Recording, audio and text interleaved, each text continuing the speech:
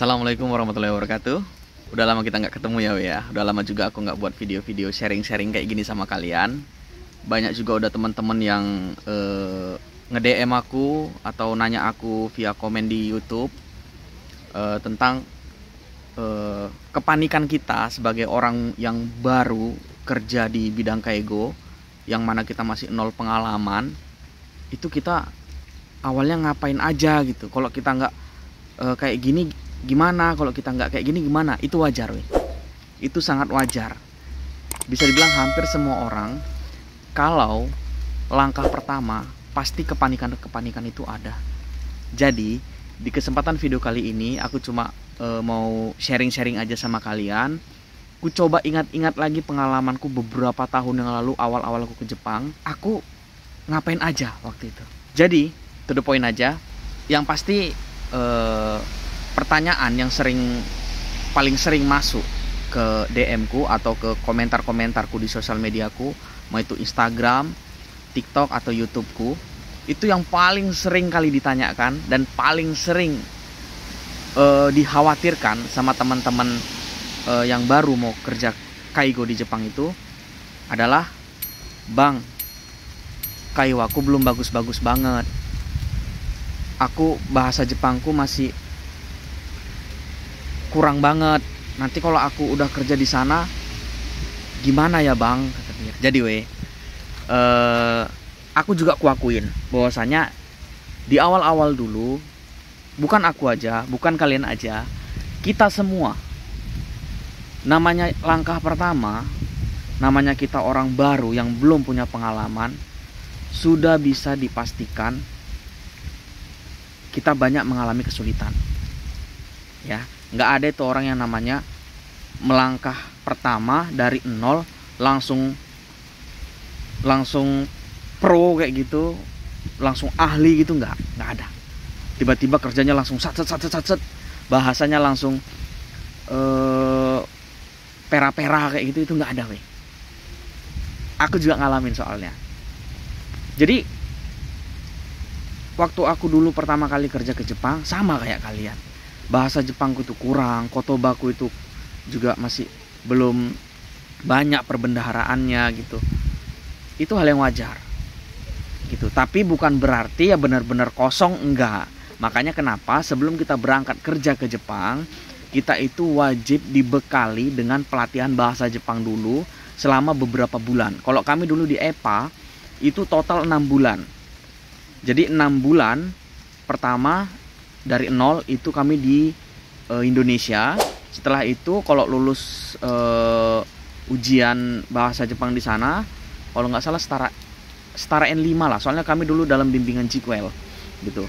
Kami langsung berangkat ke Jepang, melanjutkan latihan bahasa Jepang level up lagi selama 6 bulan di Jepang. Total 1 tahun. Pasti ada yang nanya lagi nanti, kalau pas di Indonesia 6 bulan bang, tiba-tiba kita nggak lulus ujiannya gimana? Ya dengan berat hati nggak diberangkatkan. Soalnya di angkatanku dulu ada beberapa temanku, berapa orang lah kalau nggak salah, nggak banyak sih, cuma beberapa orang aja. Itu bahasa Jepangnya nilainya ya tidak tertolong gitu. Jadi tidak diberangkatkan karena para sensei juga tahu kalau nanti dipaksakan berangkat ke Jepang dengan keadaan bahasa Jepang dia dan nilainya yang sangat kurang, kasihan dianya nanti di Jepang, pastinya mengalami kesulitan. Jadi aku pribadi itu total 1 tahun belajar bahasa Jepang. Kalau teman-teman Tokutei Gino itu Hitoneo Techigang. Setiap orang beda-beda. Ada yang 4 bulan langsung berangkat, ada yang 6 bulan langsung berangkat gitu. Ada yang sampai 8 bulan bahkan baru berangkat. Tergantung bagaimana dia, kecepatan dia menangkap materi bahasa Jepang yang disampaikan sama sensei-sensei kita kayak gitu. Kalau memang sensei-sensei kita menyatakan ini anak nilainya bagus, bahasanya juga oke, bisa dijadikan modal untuk ke sana, pasti akan segera dicarikan job gitu. Dan biasanya sensei-senseinya juga nggak akan memberikan izin gitu kepada kita kalau bahasa Jepang kita sangat kurang gitu. Karena senseinya tahu nanti kita bakal kesulitan di sana. Nah, kembali ke lapangan. Jadi pertama kali aku kerja itu aku di Yamaguchi, ya. Yang aku rasakan itu pertama Aku bingung. Pasti bingung. Bingungnya di mana? Kita orang baru belajar bahasa Jepang. Yang mana bahasa Jepang itu masih modal pas-pasan. Sedangkan orang Jepang, namanya udah bahasa mereka itu ngomongnya cepat gitu. Gitu. Ada beberapa orang Jepang yang pengertian sama kita, karena dia tahu kita orang asing yang baru datang. Dia ngomong bahasa Jepangnya itu pakai kotoba yang tene gitu, maksudnya pakai bahasa Jepang yang mudah dimengerti. Ada, tapi kan nggak semua orang Jepang kayak gitu. Ada juga orang Jepang yang merasa ya kau udah kerja gitu loh, ya bagaimana caramu untuk mengejar itu gitu. Ada yang tipe kayak gitu. Sama sih, setiap orang beda-beda. Mau di Indonesia, di Jepang sama. Yang manusia plus ada, yang manusia minus juga ada gitu. Tapi rata-rata mereka paham kok kalau kita itu orang asing yang baru datang ke Jepang, yang pasti bahasa Jepangnya itu masih sangat-sangat sulit untuk diimbangi atau dimengerti gitu. Jadi mereka pakai bahasa yang mudah dimengerti. Biasa gitu ya teman-teman ya. Kalau di awal-awal mereka pasti berusaha pakai bahasa yang mudah dimengerti, ataupun bahkan pakai bahasa tubuh. Itu mereka. Kayak sorry Pak, dame gitu. Kayak gitu. Tapi kembali lagi ke kita. Namanya juga kita di sini kerja, kita punya hak dan kewajiban.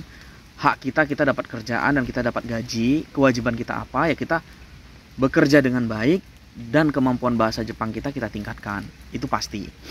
Nah, tapi percayalah teman-teman, langkah awal itu memang berat. Dan kita pasti panik dan kita khawatir. Nanti kalau orang Jepang yang ngomong gini gimana? Kalau kita ada orang Jepang yang ngomong kayak gini gimana ya? Aduh, aku ngerti nggak ya? Percayalah, kalau kalian, makanya sering aku sampaikan di semua sosial media aku sama teman-teman semua, waktu kalian belajar bahasa Jepang dasar di Indonesia, kalian fokus ya. Kalian fokus, kalian benar-benar belajarnya serius. Kenapa? Karena waktu kalian belajar bahasa Jepang di Indonesia itu modal awal kalian. Kalau kalian di waktu belajar bahasa Jepang di Indonesianya itu serius, insya Allah feedbacknya atau hasilnya waktu kalian belajar, waktu kalian ngobrol sama orang Jepangnya langsung di Jepang gitu, setidaknya kalian itu sampai di level kalian ngomong orang Jepang ngerti, orang Jepang ngomong kalian ngerti. Kalian sampai di level itu aja kalian udah aman weh. Nggak mesti bumpu kalian itu harus bener gitu, susunan kalimat kalian harus bener gitu. Saya enggak.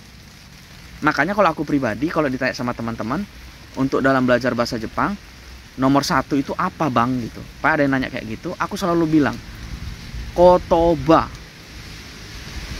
perbendaraan bahasa, perbendaraan kosakata, atau kalau bahasa Inggrisnya vocabulary. Aduh nggak pintar ke bahasa Inggris. Vocabulary gitu. Kalau bahasa Jepang kotoba. Perbendaharaan kotoba kalian perbanyak gitu. Kayak umpamanya rambut apa, kepala apa, mata apa, hidung apa, mulut apa, hitam apa, putih apa, tinggi apa, rendah apa, semua lah pokoknya perbendaharaan kata itu kalian perbanyak. Level selanjutnya baru bumpu gitu. Karena untuk bisa mencapai level kalian ngomong orang ngerti, orang Jepang ngomong kalian ngerti, itu kuncinya di kotoba. Itu kalau menurut aku ya we ya. Gitu. Jadi untuk teman-teman yang mungkin perbendaharaan kotobanya masih kurang, mulai dicicil dari sekarang. Entah 1 hari 5 kotoba gitu. Kotoba baru tapi ya, yang kalian benar-benar nggak tahu dan baru tahu. Tulis di noto kalian. Bila perlu tulis kanjinya kayak mana, hafalin, langsung praktekkan kayak gitu ya. Insya Allah nanti kalian bakal aman. Aman dalam artian kalian menjalankan job desk kalian di tempat kerja itu bisa sesuai gitu. Karena percayalah we, di Jepang, orang Jepang itu paling kesel kalau umpamanya dia tahu bahasa Jepang kita kurang, tapi setiap dia menjelaskan Kita selalu bilang, hai wakarimasta. Tapi pas kita kerjakan salah. Itu mereka kesel sih. Bagus, kalau nggak ngerti, tanya lagi. Sampai benar-benar ngerti, baru kerjakan. Minimalisir kesalahan. Gitu ya. Jadi untuk teman-teman semua, yang namanya kaiwa, percayalah kalau kalian serius belajar, kalian perbanyak perbendaharaan kotoba kalian, seiring berjalannya waktu, gimana ya? Seiring berjalannya waktu dan secara alami, kalian itu tiba-tiba level ngomongnya udah up gitu.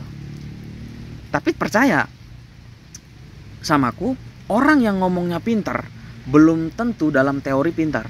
Contoh, banyak teman-temanku di sini ngomongnya pera-pera, tapi ujian JLPT gagal. Ada. Tapi ada juga teman-teman yang ujian JLPT-nya lulus, bagus, tapi ngomongnya masih OA-OO. Ada. Jadi kalau aku pribadi, ya yang pertama ya kalian ngobrol dulu sama orang Jepang, biar nanti apa yang nasihatin dia, apa masukan dari dia kalian ngerti, dan diimbangi juga dengan belajar pastinya. Ya ya. Jadi untuk teman-teman jangan khawatir. Yang penting kalian jangan nol banget aja. Kalian sampai di level orang Jepang ngomong kalian ngerti, kalian ngomong orang Jepang ngerti, kalian sampai level situ, insya Allah kalian kerja di Jepang aman sih. Ya. Sebenarnya yang kalian khawatirkan itu jangan kalian ngobrol sama orang Jepang yang pegawai ya, yang sehat. Karena kalau mereka, kayak aku bilang di awal tadi, mereka paham kita orang asing, kita orang baru. Mereka akan berusaha pakai bahasa Jepang yang mudah dimengerti biar kita kerjanya benar gitu. Yang harus kalian khawatirkan aturannya, gimana kalian caranya bisa nyambung ngobrol sama lansia dengan pasien-pasien kita. Kenapa? Karena mereka ini pertama, mereka itu kan orang-orang yang udah tua. Setiap prefektur di Jepang punya hogeng. Kita belajar bahasa Jepang dasar, tiba-tiba lansia-lansia sini pakai bahasanya hogeng. Hogeng itu kayak logat gitu loh.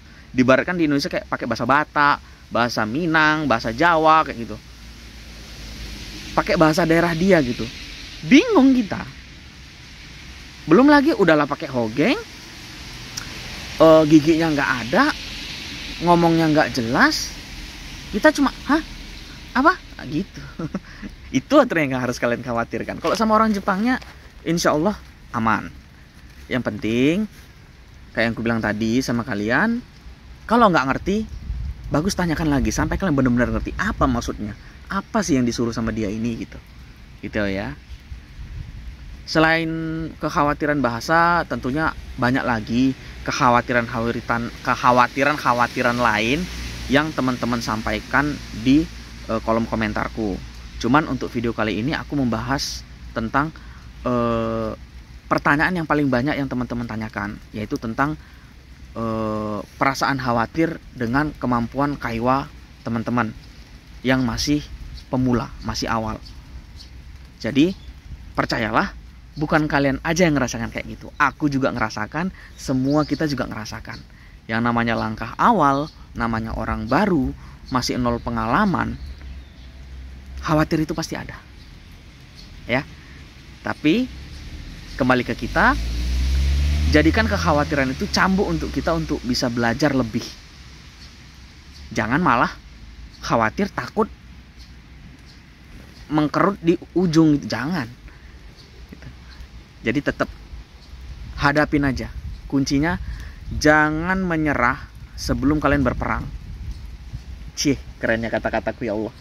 Jangan menyerah sebelum kalian berperang. Coba aja dulu, masuk aja dulu. Kalau bahasa Paknya, tabrak aja dulu. Masuk aja dulu, pokoknya orang minggir tabrak pokoknya. Ya. Jangan nanti langsung gara-gara kekhawatiran kalian, ketakutan kalian langsung nggak usah lah, ya jangan. Coba dulu. Kalian nggak akan tahu nasi goreng itu rasanya enak atau enggak kalau nggak kalian cicipin langsung. Jangan dari katanya ke katanya, jangan. Coba aja dulu, masuk. Nggak kalian sendiri kok yang kayak gitu. Semua orang langkah awal pasti merasakan hal yang sama. Khawatir, takut, kayak aku bisa nggak ya? Ya teman-teman ya. Jadi untuk kesempatan video kali ini, mungkin kayaknya udah terlalu panjang. Intinya, semua kita mengalami itu. Semua kita mengalami itu. Tentang kekhawatiran yang teman-teman sampaikan di kolom komentar. Tapi percayalah, kalau kita ada niat dan jalani, insya Allah semua akan berjalan dengan sesuai apa yang udah kita rencanakan. Demikian video sharing kali ini. Semoga sedikit bermanfaat. Kalau ada yang mau teman-teman tanyakan atau diskusikan lagi, silahkan teman-teman tanyakan dan diskusikan di kolom komentar. Ataupun bisa DM aku langsung via Instagram. Nanti Instagramnya aku sinilah ya. Instagram atau TikTokku. Teman-teman udah pada tahu kok Instagramku. Pokoknya nama YouTubeku, nama Instagramku, nama TikTokku, semuanya sama. Wawan Siagian. Cari aja, nanti ketemu. Dan biar lebih gampang, selain namanya sama semua, foto profilnya juga aku buat sama semua.